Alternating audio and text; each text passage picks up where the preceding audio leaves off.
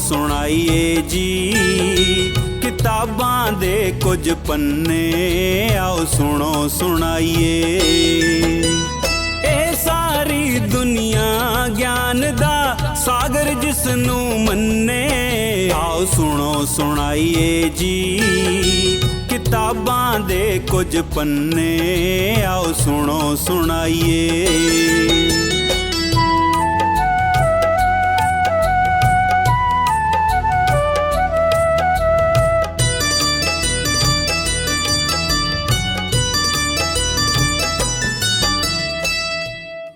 ਨਮਸਕਾਰ, ਆਦਾਬ, ਸਤਿ ਸ੍ਰੀ ਅਕਾਲ ਦੋਸਤੋ। ਮੈਂ ਹਾਂ ਸਰਬਜੀਤ ਸਿੰਘ ਅਤੇ ਹਾਜ਼ਰ ਹਾਂ ਪ੍ਰੋਗਰਾਮ ਲੈ ਕੇ ਕਿਤਾਬਾਂ ਦੇ ਪੰਨੇ। ਅੱਜ ਦੇ ਇਸ ਪ੍ਰੋਗਰਾਮ ਵਿੱਚ ਤੁਸੀਂ ਸੁਣੋਗੇ ਬਾਬਾ ਬੁੱਲੇ ਸ਼ਾਹ ਦੀਆਂ ਕਾਫੀਆਂ ਉੱਤੇ ਆਧਾਰਿਤ ਆਚਾਰੀਆ ਰਜਨੀਸ਼ ਦੀ ਕਿਤਾਬ ਛੱਡ ਖਵਾਹਿਸ਼ਾਂ ਜਗ ਜਹਾਨ ਕੂੜਾ ਦਾ ਇੱਕ ਅਧਿਆਇ। ਆਓ ਸੁਣਦੇ ਹਾਂ। ਬੰਨ ਅੱਖੀਂ ਅਤੇ ਕੰਨ ਦੋਵੇਂ, ਗੋਸ਼ੇ ਬੈਠ ਕੇ ਬਾਤ ਵਿਚਾਰੀਏ ਜੀ। ਛੱਡ ਖਵਾਹਿਸ਼ਾਂ ਜਗ ਜਹਾਨ ਕੂੜਾ, ਕਹਿਆ ਆਰਫਾਂ ਦਾ ਹੀਏ ਧਾਰੀਏ ਜੀ। ਪੈਰੀਂ ਪਹਿਨ ਜ਼ੰਜੀਰ ਬੇਖਵਾਹਿਸ਼ੀ ਦੀ, ਇਸ ਨਫਸ ਨੂੰ ਕੈਦ ਕਰ ਡਾਰੀਏ ਜੀ। ਜਾਂ ਜਾਣ ਦੇਵੇਂ ਜਾਨ ਰੂਪ ਤੇਰਾ, ਬੁੱਲੇ ਸ਼ਾਹ ਇਹ ਖੁਸ਼ੀ ਗੁਜ਼ਾਰੀਏ ਜੀ। ਬੁੱਲੇ ਸ਼ਾਹ ਦੀਆਂ ਗੱਲਾਂ ਤਰੇਲ ਦੀਆਂ ਬੂੰਦਾਂ ਵਰਗੀਆਂ ਹਨ, ਤਾਜ਼ੀਆਂ, ਨਵੀਆਂ, ਨਿੱਕੀਆਂ ਨਿੱਕੀਆਂ ਬੂੰਦਾਂ। ਪਰ ਇਹਨਾਂ ਬੂੰਦਾਂ ਵਿੱਚ ਜਿਵੇਂ ਸਾਗਰ ਸਮੋਇਆ ਹੋਇਆ ਹੈ। ਅਤੇ ਉਹ ਬੂੰਦ ਹੀ ਕੀ ਜਿਸ ਵਿੱਚ ਸਾਗਰ ਨਾ ਸਮੋਇਆ ਹੋਵੇ। ਉਹ ਗੱਲ ਹੀ ਕੀ ਜੋ ਬੇਗੱਲ ਦੀ ਦੁਨੀਆ ਦੀ ਖਬਰ ਨਾ ਲਿਆਵੇ।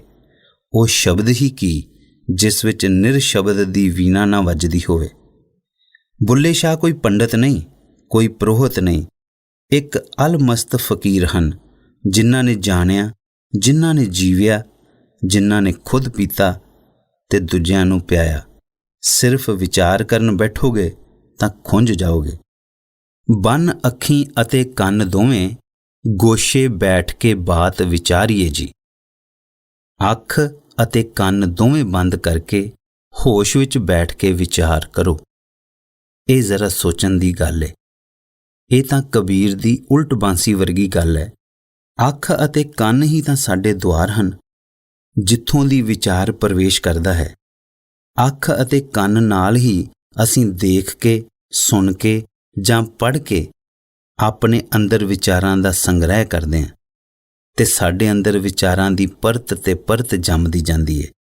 ਹੌਲੀ ਹੌਲੀ ਵਿਚਾਰਾਂ ਦੇ ਪਹਾੜ ਖੜੇ ਹੋ ਜਾਂਦੇ ਨੇ, ਇੰਨੇ ਵੱਡੇ ਕਿ ਸਾਡਾ ਆਪਾ ਹੀ ਸਾਨੂੰ ਭੁੱਲ ਜਾਂਦਾ ਹੈ। ਸਾਡਾ ਸਵੈ ਸਾਨੂੰ ਵਿਸਰ ਹੀ ਜਾਂਦਾ ਹੈ। ਵਿਚਾਰਾਂ ਦੀ ਧੂੜ ਇੰਨੀ ਜੰਮ ਜਾਂਦੀ ਹੈ ਕਿ ਚੇਤਨਾ ਦਾ ਸ਼ੀਸ਼ਾ ਵੀ ਸੀ, ਇਸ ਦੀ ਯਾਦ ਹੀ ਨਹੀਂ ਰਹਿੰਦੀ। ਚੇਤਨਾ ਦੀ ਭਾਸ਼ਾ ਹੀ ਭੁੱਲ ਜਾਂਦੀ ਹੈ। ਬਸ ਅਸੀਂ ਸ਼ਬਦਾਂ ਦੇ ਜੰਗਲ ਵਿੱਚ ਹੀ ਖੋ ਜਾਂਦੇ ਹਾਂ। ਬੁੱਲੇ ਸ਼ਾਹ ਕਹਿੰਦੇ ਹਨ, ਬੰਨ ਅੱਖੀਂ ਅਤੇ ਕੰਨ ਦੋਵੇਂ। ਦੋ ਚੀਜ਼ਾਂ ਬੰਦ ਕਰ ਲੈ, ਅੱਖਾਂ ਅਤੇ ਕੰਨ, ਤੇ ਰੱਬ ਪ੍ਰਗਟ ਹੋ ਜਾਏਗਾ। ਜੋ ਅੱਖਾਂ ਨਾਲ ਪਾਇਆ ਹੈ ਉਸ ਨੂੰ ਬਾਹਰ ਛੱਡ ਦੇ, ਜੋ ਦੇਖਿਆ ਹੈ ਉਸ ਨੂੰ ਭੁੱਲ ਜਾ, ਤਾਂ ਜੋ ਤੇਰੇ ਅੰਦਰ ਜਿਹੜਾ ਦੇਖਣ ਵਾਲਾ ਹੈ ਉਹ ਨਜ਼ਰ ਆ ਜਾਵੇ।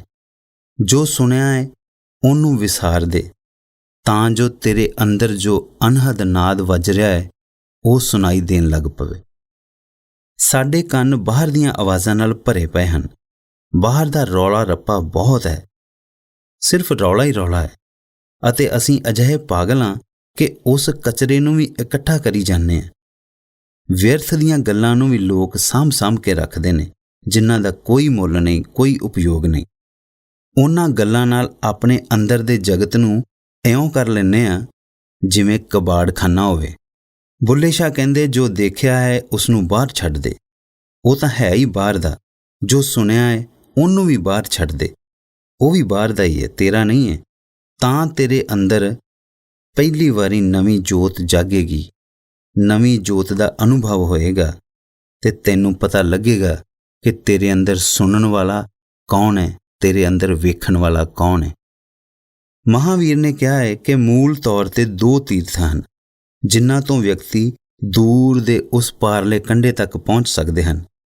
ਇੱਕ ਤੀਰਥ ਹੈ ਸ਼ਰਾਵਕ ਦਾ ਤੇ ਦੂਸਰਾ ਤੀਰਥ ਹੈ ਸਾਧਕ ਦਾ। ਜੈਨ ਮੁਨੀਆਂ ਨੇ ਅਜਿਹੀ ਪਰਿਭਾਸ਼ਾ ਕੀਤੀ ਕਿ ਲੋਕਾਂ ਨੂੰ ਲੱਗਿਆ ਕਿ ਸਾਧੂ ਦਾ ਜੋ ਤੀਰਥ ਹੈ, ਸਾਧੂ ਦਾ ਜੋ ਰਾਹ ਹੈ, ਉਹ ਸ਼ਰਾਵਕ ਤੋਂ ਉੱਪਰ ਹੈ। ਮਹਾਤਮਾ ਬੁੱਧ ਦਾ ਇੱਕ ਸ਼ਿਸ਼ ਸੀ ਵਿਮਲ ਕੀਰਤੀ। ਉਹ ਕਦੇ ਸਾਧੂ ਨਾ ਹੋਇਆ, ਸ਼ਰਾਵਕ ਹੀ ਰਿਹਾ। ਪਰ ਬੁੱਧ ਉਸਦੇ ਕੋਲ ਕਈ ਦਫਾ ਆਪਣੇ ਦੂਜੇ ਸ਼ਿਸ਼ਿਆਂ ਨੂੰ ਭੇਜਿਆ ਕਰਦੇ ਸਨ ਕਿ ਜਾਓ ਵਿਮਲ ਕੀਰਤੀ ਕੋਲੋਂ ਪੁੱਛੋ। ਯਕੀਨਨ ਹੀ ਸਾਧੂ ਸ਼ਿਸ਼ਿਆਂ ਨੂੰ ਗੱਲ ਰੜਕਦੀ ਸੀ। ਉਹਨਾਂ ਦੇ ਹੰਕਾਰ ਨੂੰ ਸੱਟ ਲੱਗਦੀ ਸੀ ਕਿ ਅਸੀਂ ਸਾਧੂ, ਅਸੀਂ ਸਾਧਕ ਤੇ ਸ਼ਰਾਵਕ ਦੇ ਕੋਲ ਜਾਈਏ, ਜਿਨਨੇ ਕਦੇ ਸਾਧਿਆ ਹੀ ਨਹੀਂ, ਜਿਨਨੇ ਕਦੀ ਕੋਈ ਤਪੱਸਿਆ ਹੀ ਨਹੀਂ ਕੀਤੀ, ਕੋਈ ਮਿਹਨਤ ਹੀ ਨਹੀਂ ਕੀਤੀ, ਸਿਰਫ ਬੁੱਧ ਨੂੰ ਸੁਣਿਆ ਹੀ ਹੈ। ਅਸੀਂ ਤੇ ਸੁਣਿਆ ਵੀ ਹੈ ਤੇ ਕੀਤਾ ਵੀ ਹੈ, ਅਸੀਂ ਉਹਦੇ ਕੋਲ ਸਮਝਣ ਜਾਈਏ। ਸ਼ਰਾਵਕ ਤਾਂ ਹਮੇਸ਼ਾ ਸਾਧੂ ਦੇ ਪੈਰ ਛੂੰਹਦਾ ਹੈ, ਪਰ ਬੁੱਧ ਭੇਜਦੇ ਸਨ ਆਪਣੇ ਸਾਧੂਆਂ ਨੂੰ ਵਿਮਲ ਕੀਰਤੀ ਦੇ ਪੈਰ ਛੂਹਣ ਵਾਸਤੇ। ਵਿਮਲ ਕੀਰਤੀ ਦੇ ਕੋਲ ਜਾਂਦਿਆਂ ਵੀ ਲੋਕ ਡਰਦੇ ਸਨ, ਕਿਉਂਕਿ ਉਹ ਅਜਿਹੀਆਂ ਗੱਲਾਂ ਸੁਣਾ ਦਿੰਦਾ ਸੀ, ਅਜਿਹੇ ਤਾਰ ਛੇੜ ਦਿੰਦਾ ਸੀ ਕਿ ਬੇਚੈਨੀ ਪੈਦਾ ਹੋਵੇ, ਉਸ ਨੂੰ ਉੱਤਰ ਦੇਣਾ ਮੁਸ਼ਕਲ ਹੋ ਜਾਂਦਾ ਸੀ। ਵਿਮਲ ਕੀਰਤੀ ਬਹੁਤ ਬਿਮਾਰ ਸੀ, ਕੋਈ ਸ਼ਿਸ਼ ਜਾਣ ਲਈ ਤਿਆਰ ਨਹੀਂ ਸੀ। ਸਾਰਪੁੱਤਰ ਨੂੰ ਪੁੱਛਿਆ, ਉਹ ਵੀ ਟਾਲ ਮਟੋਲ ਕਰ ਗਿਆ। ਹੋਰ ਵੀ ਕਈਆਂ ਨੂੰ ਪੁੱਛਿਆ। ਸਿਰਫ ਇੱਕ ਸ਼ਿਸ਼ ਮੰਜੂ ਸ਼੍ਰੀ ਜਾਣ ਲਈ ਰਜ਼ਾਮੰਦ ਹੋਇਆ। ਤੇ ਜਦੋਂ ਮੰਜੂ ਸ਼੍ਰੀ ਪਰਤਿਆ ਤਾਂ ਉਸਨੇ ਆਉਂਦਿਆਂ ਹੀ ਕਿਹਾ ਕਿ ਮੈਂ ਸਮਝ ਗਿਆ ਕਿ ਦੂਸਰੇ ਲੋਕ ਵਿਮਲ ਕੀਰਤੀ ਕੋਲ ਕਿਉਂ ਨਹੀਂ ਗਏ। ਸਰਦੀ ਦੇ ਦਿਨ ਸਨ, ਠੰਡੀਆਂ ਠੰਡੀਆਂ ਹਵਾਵਾਂ ਸਨ, ਲੇਕਿਨ ਮੰਜੂ ਸ਼੍ਰੀ ਨੇ ਕਿਹਾ, ਮੇਰਾ ਪਸੀਨਾ ਛੁਡਵਾ ਦਿੱਤਾ ਹੈ। ਇਹ ਆਦਮੀ ਕੀ ਹੈ ਜਿਵੇਂ ਸ਼ੇਰ ਦੀ ਗਰਜ ਹੋਵੇ। ਅਤੇ ਮੈਂ ਕੋਈ ਅਜਿਹੀ ਕਠਿਨ ਗੱਲ ਵੀ ਨਹੀਂ ਸੀ ਪੁੱਛੀ। ਮੈਂ ਤੇ ਇੰਨਾ ਹੀ ਪੁੱਛਿਆ ਕਿ ਵਿਮਲ ਕੀਰਤੀ ਸਵਾਸਥ ਠੀਕ ਹੈ। ਤੇ ਬਸ ਵਿਮਲ ਕੀਰਤੀ ਇੱਕਦਮ ਉੱਠ ਕੇ ਬੈਠ ਗਿਆ ਤੇ ਕਹਿਣ ਲੱਗਿਆ, ਉਹ ਸਵਾਸਥ ਵੀ ਕਦੇ ਖਰਾਬ ਹੁੰਦਾ ਹੈ? ਸਵਾਸਥ ਦਾ ਤਾਂ ਅਰਥ ਹੀ ਹੁੰਦਾ ਹੈ ਜੋ ਸਵੈ ਵਿੱਚ ਸਥਿਤ ਹੋਵੇ। ਬਿਮਾਰੀਆਂ ਸਰੀਰ ਨੂੰ ਹੋ ਸਕਦੀਆਂ ਨੇ, ਮੈਨੂੰ ਨਹੀਂ। ਓਏ ਪਾਗਲਾ, ਤੈਨੂੰ ਅਜੇ ਇਹ ਵੀ ਨਹੀਂ ਪਤਾ? ਸਰੀਰ ਜਨਮਿਆ ਹੈ, ਜਵਾਨ ਹੋਵੇਗਾ, ਬੁੱਢਾ ਹੋਵੇਗਾ, ਮਰੇਗਾ। ਓਏ ਮੈਂ ਤੇ ਜਨਮਿਆ ਹੀ ਨਹੀਂ, ਨਾ ਮੈਂ ਜੰਮਿਆ, ਨਾ ਜਵਾਨ ਹੋਇਆ, ਨਾ ਬੁੱਢਾ ਹੋਊਗਾ, ਨਾ ਮਰੂੰਗਾ। ਮੈਂ ਤੇ ਸਦੀਵੀ ਹਾਂ। ਕਿਹੋ ਜਿਹੀਆਂ ਗੱਲਾਂ ਪੁੱਛਦਾ ਹੈ? ਬੁੱਧ ਦੇ ਕੋਲੋਂ ਆਇਆ ਤੇ ਅਜਿਹੀਆਂ ਮੂੜਤਾਪੂਰਨ ਗੱਲਾਂ ਪੁੱਛਦਾ ਹੈ? ਮੈਂ ਤਾਂ ਸਦਾ ਹੀ ਸਵਸਥ ਹਾਂ। ਮੈਂ ਤਾਂ ਕਦੇ ਸਵੈ ਤੋਂ ਰੱਤੀ ਭਰ ਇੱਧਰ ਉੱਧਰ ਨਹੀਂ ਹੋਇਆ। ਮੈਂ ਤਾਂ ਆਪਣੇ ਅੰਦਰ ਹੀ ਕੇਂਦਰਿਤ ਹਾਂ। ਮੈਂ ਤਾਂ ਆਪਣਾ ਘਰ ਪਾ ਲਿਆ ਹੈ, ਸਰੀਰ ਰਹੇ ਕਿ ਜਾਵੇ। ਉਹ ਤੂੰ ਗੱਲ ਕਿਹੋ ਜਿਹੀ ਪੁੱਛੀ ਏ? ਅਤੇ ਮੰਜੂ ਸ਼੍ਰੀ ਨੂੰ ਆਪਣੇ ਸ਼ਬਦ ਵਾਪਸ ਲੈਣੇ ਪਏ। ਇਹ ਵਿਮਲ ਕੀਰਤੀ ਸਿਰਫ ਸ਼ਰਾਵਕ ਸੀ। ਮੰਜੂ ਸ਼੍ਰੀ ਨੇ ਕਿਹਾ ਕਿ ਹੁਣ ਆ ਹੀ ਗਿਆ ਹਾਂ ਤਾਂ ਜਾਂਦਾ ਜਾਂਦਾ ਇੱਕ ਗੱਲ ਪੁੱਛਦਾ ਜਾਵਾਂ। ਤੇ ਉਹਨੇ ਪੁੱਛਿਆ, ਵਿਮਲ ਕੀਰਤੀ, ਅਸੀਂ ਸਾਧੂ ਹਾਂ ਤੇ ਅਸੀਂ ਸਾਧਨਾ ਕਰਦੇ ਹਾਂ, ਧਿਆਨ ਕਰਦੇ ਹਾਂ, ਯੋਗ ਕਰਦੇ ਹਾਂ, ਤੇ ਤੁਸੀਂ ਸਿਰਫ ਸ਼ਰਾਵਕ ਹੋ।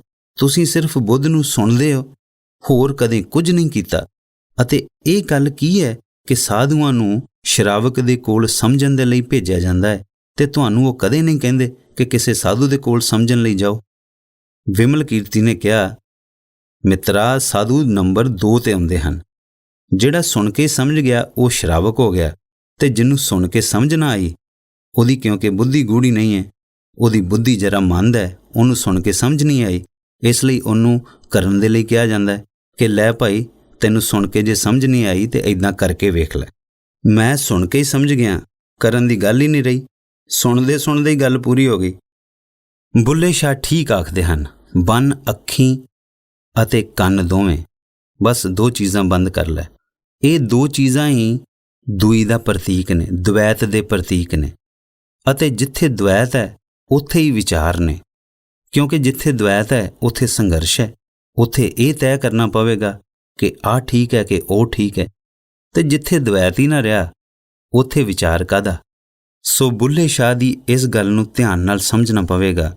ਬੰਨ ਅੱਖੀਂ ਅਤੇ ਕੰਨ ਦੋਵੇਂ, ਗੋਸ਼ੇ ਬੈਠ ਕੇ ਬਾਤ ਵਿਚਾਰੀਏ ਜੀ, ਕਿ ਆਪਣੀਆਂ ਅੱਖਾਂ ਵੀ ਬੰਦ ਕਰ ਲੈ, ਕੰਨ ਵੀ ਬੰਦ ਕਰ ਲੈ ਤੇ ਹੋਸ਼ ਵਿੱਚ ਬੈਠ ਕੇ ਵਿਚਾਰ ਕਰ। ਜੇ ਅੱਖਾਂ ਵੀ ਬੰਦ ਕਰ ਲਈਆਂ, ਕੰਨ ਵੀ ਬੰਦ ਕਰ ਲਏ, ਜੋ ਅੱਖਾਂ ਨਾਲ ਵੇਖਿਆ ਪੜ੍ਹਿਆ ਉਹ ਵੀ ਬਾਹਰ ਰੱਖਤਾ, ਜੋ ਕੰਨਾਂ ਨਾਲ ਸੁਣਿਆ ਉਹ ਵੀ ਬਾਹਰ ਰੱਖਤਾ, ਤੇ ਫੇਰ ਅੰਦਰ ਵਿਚਾਰ ਕਾਹਦੀ ਕਰੋਗੇ? ਹੁਣ ਤਾਂ ਵਿਚਾਰ ਵਾਸਤੇ ਕੁਝ ਬਚਿਆ ਹੀ ਨਹੀਂ। ਵਿਚਾਰ ਦੇ ਲਈ ਦਵੈਤ ਜ਼ਰੂਰੀ ਹੈ। ਵਿਚਾਰ ਦੇ ਲਈ ਤੁਹਾਨੂੰ ਦੋ ਚੀਜ਼ਾਂ ਦਾ ਜਾਣਨਾ ਜ਼ਰੂਰੀ ਹੈ ਤਾਂ ਕਿ ਤੁਸੀਂ ਉਹਨਾਂ ਦੀ ਆਪਸ ਦੇ ਵਿੱਚ ਤੁਲਨਾ ਕਰ ਸਕੋ।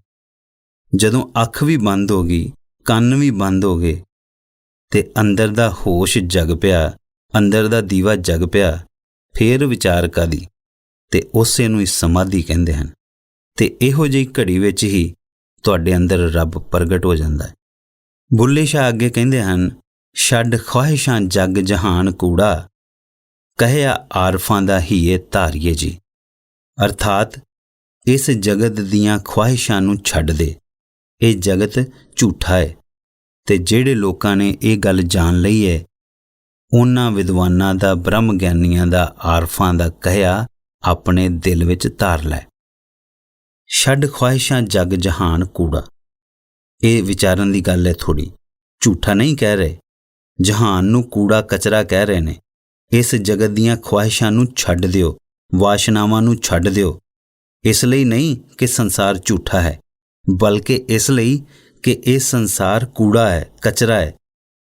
ਜਿਵੇਂ ਰੋਜ਼ਾਨਾ ਸਵੇਰੇ ਤੁਸੀਂ ਆਪਣੇ ਘਰ ਨੂੰ ਸੰਭਰਦੇ ਹੋ ਤੇ ਕੂੜੇ ਕਚਰੇ ਨੂੰ ਬਾਹਰ ਸੁੱਟ ਦਿੰਦੇ ਹੋ, ਇਵੇਂ ਹੀ ਰੋਜ਼ ਆਪਣੇ ਆਪ ਨੂੰ ਵੀ ਸੰਭਰਦੇ ਰਹੋ, ਝਾੜਦੇ ਰਹੋ ਤੇ ਆਪਣੇ ਅੰਦਰ ਕੂੜੇ ਨੂੰ ਇਕੱਠਾ ਨਾ ਹੋਣ ਦਿਓ। ਇਹ ਮਨ ਬੜਾ ਅਜੀਬ ਹੈ, ਇਹ ਕੂੜੇ ਕਚਰੇ ਨਾਲ ਵੀ ਮੋਹ ਪਾ ਲੈਂਦਾ ਹੈ। ਸੰਸਾਰ ਝੂਠਾ ਹੈ ਅਜਿਹੀ ਗੱਲ ਨਹੀਂ ਹੈ। ਸੰਸਾਰ ਤਾਂ ਹੈ, ਅਸਲ ਵਿੱਚ ਹੈ। ਜੇ ਸੰਸਾਰ ਝੂਠਾ ਹੋਵੇ ਤਾਂ ਕੰਧ ਵਿੱਚੋਂ ਦੀ ਲੰਘ ਕੇ ਵਿਖਾਓ, ਪਤਾ ਲੱਗ ਜਾਏਗਾ। ਲੰਘੋਗੇ ਤਾਂ ਦਰਵਾਜ਼ੇ ਵਿੱਚੋਂ ਦੀ ਨਾ, ਕੰਧ ਵਿੱਚੋਂ ਦੀ ਲੰਘੋਗੇ ਤਾਂ ਸਿਰ ਪਾਟੇਗਾ। ਜ਼ਹਿਰ ਪੀ ਕੇ ਵੇਖ ਲਓ, ਮੌਤ ਹੋ ਜਾਏਗੀ। ਕੀ ਤੁਸੀਂ ਸੋਚਦੇ ਹੋ ਕਿ ਬੁੱਲੇ ਸ਼ਾਹ ਵਰਗੇ ਲੋਕ ਫਲ ਮੇਵੇ ਆਦਿ ਨਾ ਖਾ ਕੇ ਕੰਕਰ ਪੱਥਰ ਖਾਂਦੇ ਹੋਣਗੇ? ਕਿ ਬੁੱਲੇ ਸ਼ਾਹ ਦੇ ਅੱਗੇ ਥਾਲ ਵਿੱਚ ਪਰੋਸਿਆ ਭੋਜਨ ਤਾਂ ਉੱਥੇ ਹੀ ਪਿਆ ਰਿਹਾ ਤੇ ਥਾਲ ਖਾ ਜਾਂਦੇ ਹੋਣਗੇ? ਨਹੀਂ, ਸੰਸਾਰ ਤਾਂ ਸੱਚਾ ਹੈ। ਥਾਲ ਥਾਲ ਹੈ, ਭੋਜਨ ਭੋਜਨ ਹੈ, ਪੱਥਰ ਪੱਥਰ ਹੈ, ਫਲ ਫਲ ਹੈ, ਪਰ ਇਹ ਸਾਰਾ ਕੁਝ ਕੂੜਾ ਹੈ। ਕੂੜੇ ਦਾ ਮਤਲਬ ਸਮਝਦੇ ਹੋ?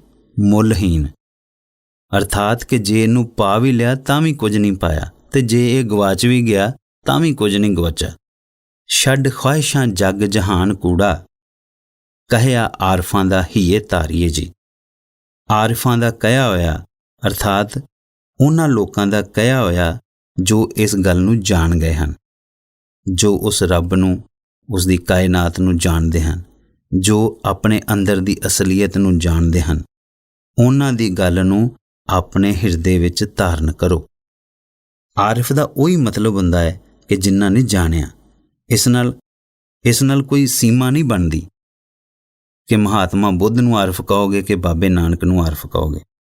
ਫਿਰ ਤੇ ਜਾਣਨ ਵਾਲਿਆਂ ਵਿੱਚ ਕ੍ਰਾਈਸਟ ਵੀ ਆ ਗਿਆ, ਮੁਹੰਮਦ ਵੀ ਆ ਗਿਆ, ਮਹਾਤਮਾ ਬੁੱਧ ਵੀ ਆ ਗਿਆ, ਬਾਬਾ ਨਾਨਕ ਵੀ ਆ ਗਿਆ, ਸੁਕਰਾਤ ਵੀ ਆ ਗਿਆ। ਤੇ ਜੇ ਤੁਸੀਂ ਇਹ ਗੱਲ ਜਾਣ ਲਈ ਤੇ ਤੁਸੀਂ ਵੀ ਆ ਗਏ। ਤੇ ਜਿਹੜੇ ਜਾਣਦੇ ਹਨ ਉਹਨਾਂ ਨੇ ਜੋ ਕਿਹਾ ਹੈ ਉਸ ਨੂੰ ਆਪਣੇ ਹੀਏ 'ਚ ਧਾਰਨ ਕਰੀਏ। ਤੇ ਇਹ ਹੀਏ ਸ਼ਬਦ ਬਹੁਤ ਮਹੱਤਵਪੂਰਨ ਹੈ। ਇਹ ਬੁੱਧੀ ਵੱਲ ਨਾ ਚਲਿਆ ਜਾਵੇ, ਨਹੀਂ ਤਾਂ ਭਟਕ ਗਏ। ਇਹ ਖੋਪੜੀ ਵਿੱਚ ਨਾ ਚਲਿਆ ਜਾਵੇ, ਨਹੀਂ ਤਾਂ ਕੰਮ ਨਹੀਂ ਆਏਗਾ। ਇਹ ਤਾਂ ਹਿਰਦੇ ਵਿੱਚ ਦਾਖਲ ਹੋਵੇ ਸਿੱਧਾ। ਇਹ ਤਾਂ ਤੁਹਾਡੀ ਭਾਵਨਾ ਨੂੰ ਰੰਗ ਦੇਵੇ, ਤੁਹਾਡੇ ਪਿਆਰ 'ਚ ਰਚ ਜਾਵੇ। ਤੁਹਾਡੇ ਤਰਕ ਜਾਂ ਲੌਜਿਕ ਵਿੱਚ ਨਹੀਂ, ਤੁਹਾਡੇ ਪ੍ਰੇਮ ਵਿੱਚ, ਤੁਹਾਡੇ ਵਿਚਾਰ ਵਿੱਚ ਨਹੀਂ, ਤੁਹਾਡੀ ਆਤਮਾ ਵਿੱਚ। ਇਹ ਬੁੱਧੀਵਾਦ ਨਹੀਂ, ਇਹ ਰਹੱਸਵਾਦ ਹੈ। ਜੇ ਆਰਫਾਂ ਦੀਆਂ ਕਹੀਆਂ ਹੋਈਆਂ ਗੱਲਾਂ ਤੁਹਾਡੀ ਬੁੱਧੀ ਵਿੱਚ ਵੜ ਗਈਆਂ ਤਾਂ ਤੁਸੀਂ ਵਕੀਲ ਤਾਂ ਬਣ ਸਕਦੇ ਹੋ, ਲੋਕਾਂ ਨਾਲ ਬਹਿਸ ਤੇ ਕਰ ਸਕਦੇ ਹੋ, ਪਰ ਉਸ ਰੱਬ ਨੂੰ ਜਾਣ ਪਾਓਗੇ? ਇਹ ਨਹੀਂ ਹੋ ਸਕਦਾ। ਆਪਣੇ ਆਪ ਨੂੰ ਪਛਾਣ ਸਕੋਗੇ? ਉਹ ਨਹੀਂ ਹੋ ਸਕਦਾ। ਬੁੱਲੇ ਸ਼ਾਹ ਕਹਿੰਦੇ ਹਨ, ਪੈਰੀਂ ਪਹਿਨ ਜ਼ੰਜੀਰ ਬੇਖਵਾਹਿਸ਼ੀ ਦੀ, ਇਸ ਨਫਸ ਨੂੰ ਕੈਦ ਕਰ ਡਾਰੀਏ ਜੀ। ਇਹ ਵੀ ਉਲਟ ਬਾਂਸੀ ਹੈ। ਉਲਟ ਬਾਂਸੀ ਸਮਝਦੇ ਹੋ? ਜਿਸ ਵਿੱਚ ਦੋ ਇਹੋ ਜਿਹੀਆਂ ਗੱਲਾਂ ਕਹੀਆਂ ਹੋਣ ਜਿਨ੍ਹਾਂ ਦਾ ਆਪਸ ਵਿੱਚ ਕੋਈ ਮੇਲ ਨਹੀਂ। ਪੈਰਾਂ ਵਿੱਚ ਬੇਖਵਾਹਿਸ਼ੀ ਦੀ ਜ਼ੰਜੀਰ ਪਹਿਨ ਲਓ। ਕਿਆ ਗੱਲ ਕਹੀਏ? ਜ਼ੰਜੀਰ ਤਾਂ ਹਮੇਸ਼ਾ ਖਵਾਹਿਸ਼ਾਂ ਦੀ ਹੁੰਦੀ ਹੈ, ਤੇ ਜੇ ਖਵਾਹਿਸ਼ਾਂ ਹੀ ਛੱਡ ਦਿੱਤੀਆਂ, ਵਾਸਨਾ ਹੀ ਛੱਡ ਦਿੱਤੀ, ਕਿਸੇ ਚੀਜ਼ ਦੀ ਚਾਹਤ ਹੀ ਨਾ ਰਹੀ, ਤੇ ਜ਼ੰਜੀਰ ਕਾਹਦੀ? ਪਰ ਕਿਉਂਕਿ ਤੁਸੀਂ ਜ਼ੰਜੀਰ ਤਾਂ ਪਹਿਨਣੀ ਹੈ ਕੋਈ, ਤੇ ਬੁੱਲੇ ਸ਼ਾਹ ਕਹਿੰਦੇ ਜੇ ਪਹਿਨਣੀ ਹੈ ਤਾਂ ਬੇਖਵਾਹਿਸ਼ੀ ਦੀ ਜ਼ੰਜੀਰ ਪਹਿਨੋ। ਕਿਉਂਕਿ ਬਿਨਾਂ ਜ਼ੰਜੀਰ ਦੇ ਤੁਹਾਡਾ ਚੇਤ ਹੀ ਨਹੀਂ ਮੰਨਦਾ, ਤੁਸੀਂ ਕੁਝ ਤਾਂ ਪਹਿਨੋਗੇ ਹੀ ਪਹਿਨੋਗੇ। ਇਹ ਵੀ ਉਸੇ ਤਰ੍ਹਾਂ ਦੀ ਹੀ ਗੱਲ ਹੈ ਜਿਵੇਂ ਬੁੱਲੇ ਸ਼ਾਹ ਨੇ ਕਿਹਾ ਹੈ ਕਿ ਆਪਣੀਆਂ ਅੱਖਾਂ ਬੰਦ ਕਰ ਲਓ, ਕੰਨ ਬੰਦ ਕਰ ਲਓ ਤੇ ਫਿਰ ਵਿਚਾਰ ਕਰੋ। ਜੇ ਅੱਖਾਂ ਹੀ ਬੰਦ ਕਰ ਲਈਆਂ, ਕੰਨ ਹੀ ਬੰਦ ਕਰ ਲਏ ਤੇ ਵਿਚਾਰ ਕਾਹਦਾ। ਉਸੇ ਤਰ੍ਹਾਂ ਹੀ ਕਹਿੰਦੇ ਆ ਕਿ ਬੇਖਵਾਹਿਸ਼ੀ ਦੀ ਜ਼ੰਜੀਰ ਪਹਿਨ ਲਓ। ਜੇ ਖਵਾਹਿਸ਼ਾਂ ਹੀ ਛੱਡ ਦਿੱਤੀਆਂ, ਕਿਸੇ ਚੀਜ਼ ਨਾਲ ਮੋਹ ਹੀ ਨਹੀਂ ਰਿਹਾ, ਤੇ ਜ਼ੰਜੀਰ ਕਾਹਦੀ। ਪੈਰੀਂ ਪਹਿਨ ਜ਼ੰਜੀਰ ਬੇਖਵਾਹਿਸ਼ੀ ਦੀ, ਇਸ ਨਫਸ ਨੂੰ ਕੈਦ ਕਰ ਡਾਰੀਏ ਜੀ। ਨਫਸ ਦਾ ਅਰਥ ਹੁੰਦਾ ਹੈ ਛਿਣ, ਪਲ। ਇਹ ਜੋ ਸਮੇਂ ਦੀ ਧਾਰਾ ਹੈ ਜਿਸ ਵਿੱਚ ਅਸੀਂ ਜਿਉ ਰਹੇ ਹਾਂ, ਜਨਮੇ ਹਾਂ, ਜਿਸ ਦੇ ਵਿੱਚੋਂ ਦੀ ਅਸੀਂ ਲੰਘ ਰਹੇ ਹਾਂ, ਇਹ ਹਰ ਪਲ ਹਰ ਛਿਣ ਬਦਲਣ ਵਾਲੀ ਹੈ। ਇਹਦੇ ਵਿੱਚ ਹੀ ਨਾ ਉਲਝੇ ਰਹਿਣਾ। ਇਸ ਛਿਣ ਤੋਂ ਪਾਰ ਉੱਠ ਜਾਣਾ ਹੈ, ਇਸ ਸਮੇਂ ਤੋਂ ਪਾਰ ਉੱਠ ਜਾਣਾ ਹੈ, ਕਿਉਂਕਿ ਇਸ ਛਿਣ ਵਿੱਚ ਜਿਹੜਾ ਜਾਵੇਗਾ ਉਹ ਠੀਕ ਤਰ੍ਹਾਂ ਨਾਲ ਜਿਉ ਹੀ ਨਹੀਂ ਸਕੇਗਾ। ਛਿਣ ਵਿੱਚ ਕੀ ਜੀਣਾ। ਮੌਤ ਤਾਂ ਹਮੇਸ਼ਾ ਦੁਆਰ 'ਤੇ ਦਸਤਕ ਦੇ ਰਹੀ ਹੈ। ਕਦ ਆ ਜਾਏਗੀ ਕੌਣ ਜਾਣੇ। ਹੁਣੇ ਹੀ ਆ ਜਾਵੇ, ਆਈ ਹੀ ਖੜੀ ਹੋਵੇ। ਇੱਕ ਛਿਣ ਦੇ ਬਾਅਦ ਦਾ ਤਾਂ ਭਰੋਸਾ ਨਹੀਂ। ਇਸ ਲਈ ਅਸੀਂ ਆਪਣੇ ਦੇਸ਼ ਵਿੱਚ ਸਮੇਂ ਨੂੰ ਕਾਲ ਕਹਿੰਦੇ ਹਾਂ ਤੇ ਮੌਤ ਨੂੰ ਵੀ ਕਾਲ ਕਹਿੰਦੇ ਹਾਂ। ਸਾਡੀ ਭਾਸ਼ਾ ਦੁਨੀਆ 'ਚ ਇਕੱਲੀ ਭਾਸ਼ਾ ਹੈ ਜਿਸ ਨੇ ਮੌਤ ਨੂੰ ਤੇ ਸਮੇਂ ਨੂੰ ਇੱਕ ਹੀ ਨਾਂ ਦਿੱਤਾ ਹੈ, ਕਾਲ। ਫਿਰ ਕਾਲ ਤੋਂ ਹੀ ਸਾਡਾ ਕੱਲ੍ਹ ਬਣਿਆ ਤੇ ਉਸ ਸੰਬੰਧ ਵਿੱਚ ਵੀ ਸਾਡੀ ਭਾਸ਼ਾ ਵਾਹਿਦ ਭਾਸ਼ਾ ਹੈ ਦੁਨੀਆ ਦੀ ਕਿ ਅਸੀਂ ਬੀਤੇ ਹੋਏ ਨੂੰ ਵੀ ਕੱਲ੍ਹ ਕਹਿੰਦੇ ਹਾਂ ਤੇ ਆਉਣ ਵਾਲੇ ਸਮੇਂ ਨੂੰ ਵੀ ਕੱਲ੍ਹ ਕਹਿੰਦੇ ਹਾਂ। ਦੁਨੀਆ ਦੀਆਂ ਸਾਰੀਆਂ ਭਾਸ਼ਾਵਾਂ ਵਿੱਚ ਬੀਤੇ ਹੋਏ ਤੇ ਆਉਣ ਵਾਲੇ ਸਮੇਂ ਲਈ ਵੱਖੋ-ਵੱਖ ਸ਼ਬਦ ਹਨ। ਸਿਰਫ ਅਸੀਂ ਹਾਂ ਇਸ ਪ੍ਰਿਥਵੀ ਉੱਤੇ ਇਕੱਲੇ ਜੋ ਬੀਤੇ ਹੋਏ ਨੂੰ ਵੀ ਉਹੀ ਕਹਿੰਦੇ ਹਾਂ ਜੋ ਆਉਣ ਵਾਲੇ ਨੂੰ, ਕਿਉਂਕਿ ਅਸੀਂ ਦੇਖਿਆ ਕਿ ਸਾਡੇ ਆਰਫਾਂ ਨੇ, ਸਾਡੇ ਜਾਣਨ ਵਾਲਿਆਂ ਨੇ ਜੋ ਜਾਣਿਆ ਉਹ ਇਹ ਕਿ ਜੋ ਚਲਾ ਗਿਆ, ਜੋ ਬੀਤ ਗਿਆ ਉਹ ਵੀ ਨਹੀਂ ਹੈ ਤੇ ਜੋ ਆਉਣ ਵਾਲਾ ਹੈ ਉਹ ਵੀ ਨਹੀਂ ਹੈ। ਦੋਵੇਂ ਹੀ ਨਹੀਂ ਹਨ। ਵੱਖਰਾ ਨਾਂ ਦੇਣ ਦਾ ਕੀ ਫਾਇਦਾ। ਅਤੀਤ ਲੰਘ ਗਿਆ ਹੈ, ਖਤਮ ਹੋ ਗਿਆ ਹੈ, ਭਵਿੱਖ ਅਜੇ ਹੋਇਆ ਨਹੀਂ ਹੈ। ਸੋ ਸਾਡੇ ਵਾਸਤੇ ਦੋਵੇਂ ਹੀ ਨਾਕਾਰ ਹਨ। ਦੋਹਾਂ ਦੀ ਅਣਹੋਂਦ ਹੈ। ਦੋਹਾਂ ਵਿੱਚ ਇੱਕ ਹੀ ਸਮਾਨਤਾ ਹੈ ਕਿ ਦੋਵੇਂ ਹੀ ਨਹੀਂ ਹਨ। ਸੋ ਸਾਡੇ ਕੋਲ ਜੋ ਹੈ ਉਹ ਇਹੋ ਛਿਣ ਹੈ, ਇਹੋ ਪਲ ਹੈ। ਤੇ ਇਸ ਇੱਕ ਛਿਣ ਵਿੱਚ ਕੀ ਕਰੋਗੇ, ਕਿਵੇਂ ਜੀਵੋਗੇ। ਇਹ ਛਿਣ ਤਾਂ ਬਹੁਤ ਛੋਟਾ ਹੈ, ਇਸ ਵਿੱਚ ਜੀਣਾ ਸੰਭਵ ਹੀ ਨਹੀਂ ਹੈ। ਇਹ ਵਿਹੜਾ ਇੰਨਾ ਛੋਟਾ ਹੈ, ਜੇ ਟੇਢਾ ਵੀ ਹੁੰਦਾ ਤੇ ਨੱਚ ਲੈਂਦੇ। ਪਰ ਇਹ ਵਿਹੜਾ ਇੰਨਾ ਛੋਟਾ ਹੈ ਕਿ ਇਸ ਵਿੱਚ ਨੱਚੋਗੇ ਕਿਵੇਂ। ਇਸ ਵਿੱਚ ਤੇ ਬੈਠਣ ਉੱਠਣ ਦੀ ਵੀ ਥਾਂ ਨਹੀਂ, ਨੱਚਣਾ ਤਾਂ ਬਹੁਤ ਦੂਰ ਰਿਹਾ। ਇਸ ਵਿੱਚ ਹਿੱਲਣ ਜੁਲਣ ਦਾ ਵੀ ਕੋਈ ਉਪਾਅ ਨਹੀਂ। ਤੁਸੀਂ ਹਿੱਲੇ ਜੁੱਲੇ ਕਿ ਇਹ ਗਿਆ। ਜਿਵੇਂ ਹੀ ਤੁਸੀਂ ਕਿਹਾ ਓਏ, ਇਹ ਛਿਣ ਗਿਆ, ਇਹ ਪਲ ਗਿਆ। ਇਹ ਪਲ ਤਾਂ ਐਸਾ ਹੈ ਕਿ ਪੂਰੀ ਤਰ੍ਹਾਂ ਨਾਲ ਆ ਵੀ ਨਹੀਂ ਪਾਉਂਦਾ ਕਿ ਬਸ ਗਿਆ। ਇੰਨੇ ਛੋਟੇ ਛਿਣ ਵਿੱਚ ਕਿਵੇਂ ਜੀਵੋ, ਕਿਵੇਂ ਉਤਸਵ ਮਨਾਵੋ, ਕਿਵੇਂ ਨੱਚੋ। ਸਹੂਲਤੀ ਕਿੱਥੇ ਹੈ। ਉਤਸਵ ਮਨਾਉਣ ਦੇ ਲਈ ਸਦੀਵਤਾ ਚਾਹੀਦੀ ਹੈ। ਇਸ ਲਈ ਠੀਕ ਕਹਿੰਦੇ ਹਨ ਬੁੱਲੇ ਸ਼ਾਹ ਕਿ ਸਮੇਂ ਨੂੰ ਜਿੱਤ ਲਵੋ, ਇਸ ਨਫਸ ਨੂੰ ਕੈਦ ਕਰ ਲਵੋ, ਇਸ ਕਾਲ ਦੇ ਪਾਰ ਉੱਠ ਜਾਓ ਤੇ ਫਿਰ ਜਾਂ ਜਾਣ ਦੇਵੇਂ ਜਾਣ ਰੂਪ ਤੇਰਾ। ਬੁੱਲੇ ਸ਼ਾਹ ਇਹ ਖੁਸ਼ੀ ਗੁਜ਼ਾਰੀਏ ਜੀ। ਜੇ ਆਪਣੀ ਜਾਨ ਨੂੰ ਜਾਣ ਦਿਓ ਤਾਂ ਆਪਣਾ ਰੂਪ ਪਛਾਣੋ। ਅਤੇ ਇੱਕ ਹੀ ਸ਼ਰਤ ਹੈ ਆਪਣੇ ਆਪ ਨੂੰ ਜਾਣਨ ਦੀ। ਜੇ ਆਪਣੇ ਆਪ ਨੂੰ ਜਾਣਨਾ ਹੈ ਤਾਂ ਆਪੇ ਨੂੰ ਖੋਣਾ ਪਵੇਗਾ। ਬੂੰਦ ਜੇਕਰ ਜਾਣਨਾ ਚਾਹੁੰਦੀ ਹੈ ਕਿ ਮੈਂ ਕੌਣ ਹਾਂ ਤਾਂ ਉਸ ਨੂੰ ਸਾਗਰ ਵਿੱਚ ਡੁਬਕੀ ਮਾਰਨੀ ਪਵੇਗੀ। ਪਰ ਸਾਗਰ ਵਿੱਚ ਡੁਬਕੀ ਮਾਰਦਿਆਂ ਹੀ ਬੂੰਦ ਤੇ ਖੋ ਜਾਏਗੀ। ਸਾਗਰ ਵਿੱਚ ਪ੍ਰਵੇਸ਼ ਕਰਦਿਆਂ ਹੀ ਬੂੰਦ ਫਿਰ ਬੂੰਦ ਨਾ ਰਹੇਗੀ। ਪਰ ਆਪਣੇ ਆਪ ਨੂੰ ਖੋ ਕੇ ਹੀ ਤਾਂ ਉਸ ਨੂੰ ਪਤਾ ਲੱਗੇਗਾ ਕਿ ਮੈਂ ਸਾਗਰ ਹਾਂ। ਹੰਕਾਰ ਬੂੰਦ ਹੈ ਤੇ ਅਸੀਂ ਸਾਗਰ ਹਾਂ।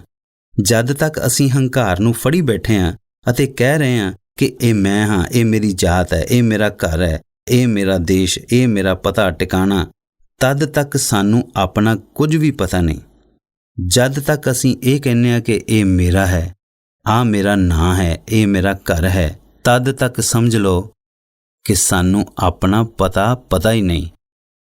ਜਦੋਂ ਵੀ ਅਸੀਂ ਮੈਂ ਮੇਰੀ ਦੀ ਗੱਲ ਕਰਦੇ ਹਾਂ ਤਾਂ ਸਮਝ ਲਓ ਕਿ ਇਹ ਸਾਡੇ ਹੰਕਾਰ ਦੀਆਂ ਹੱਦਾਂ ਨੇ ਤੇ ਇਹ ਸਾਡੇ ਹੰਕਾਰ ਦੀਆਂ ਛੋਟੀਆਂ-ਛੋਟੀਆਂ ਹੱਦਾਂ ਸਾਡੇ ਵਿਰਾਟ ਰੂਪ ਦਾ ਸਾਨੂੰ ਅਨੁਭਵ ਹੀ ਨਹੀਂ ਹੋਣ ਦਿੰਦੀਆਂ।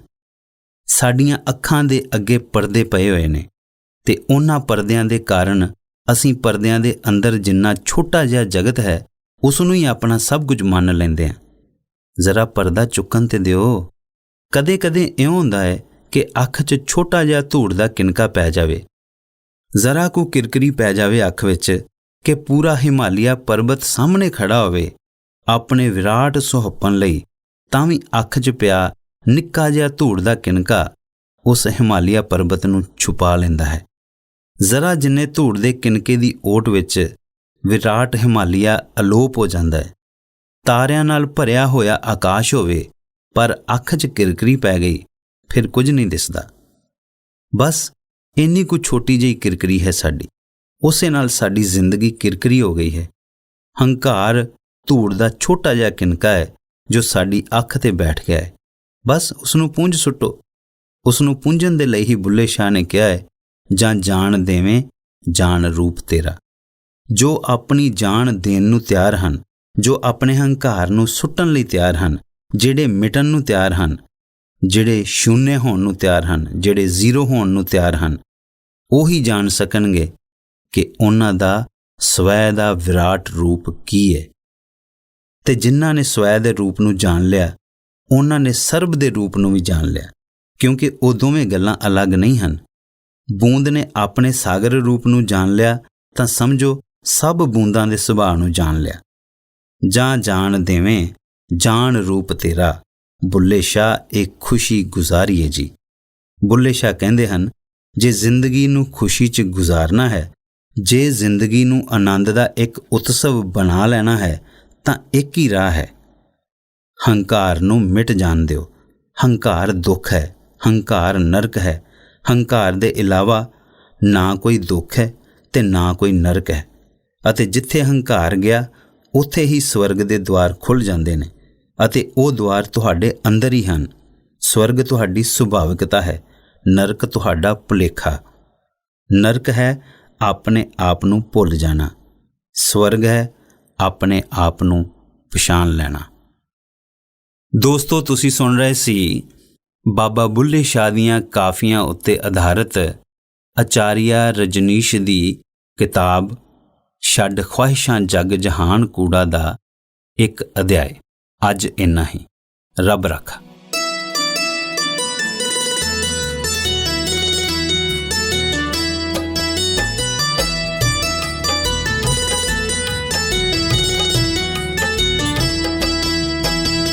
ਸੁਣੋ ਸੁਣਾਈਏ ਜੀ ਕਿਤਾਬਾਂ ਦੇ ਕੁਝ ਪੰਨੇ, ਆਓ ਸੁਣੋ ਸੁਣਾਈਏ।